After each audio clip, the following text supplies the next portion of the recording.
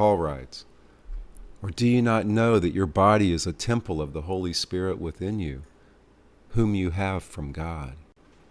In the commentary exalting Jesus in Leviticus, Alan Mosley writes, "If God owns everything and we own nothing, what do we do with the stuff we have? How do we relate to it? The stuff is not ours, it belongs to God. He allows us to use it for a while, and He tells us to use it for His glory. We drive the car He gives us for His glory. We eat the food He gives us for His glory. We spend the money He gives us for His glory.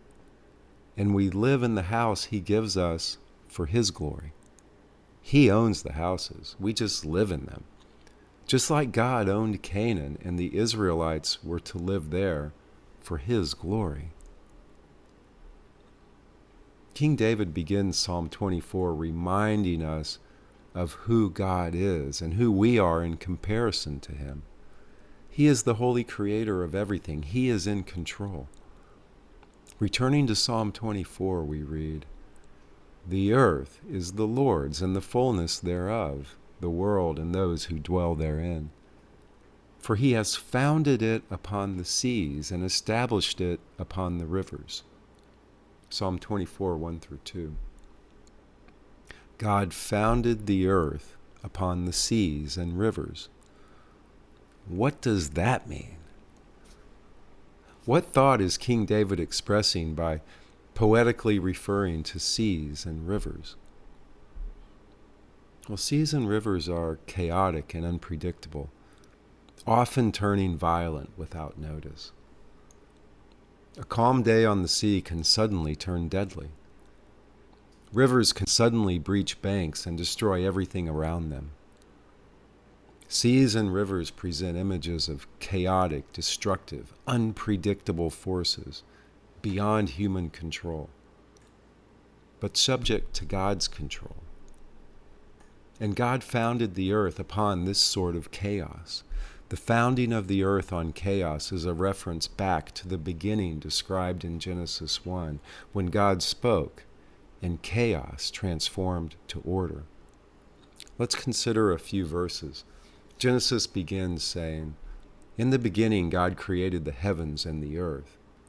The earth was without form and void. The darkness was over the face of the deep, and the Spirit of God hovering over the face of the waters." The earth was without form, and the waters were beyond control. They were without boundary. It's an image of utter chaos. Now, if we go down to Genesis 1:9, we read, "And God said, Let the waters under the heavens be gathered together into one place, and let dry land appear. And it was so. God called the dry land earth, and the waters that were gathered together He called seas. And God saw that it was good." So when God speaks, chaos transforms to order. God controls forces that humans have no influence over. God created everything, and everything belongs to God, and everything is subject to His control. King David introduces Psalm 24 by reminding us of these truths. He then poses and answers the questions: who may approach God, and who may stay in His holy presence?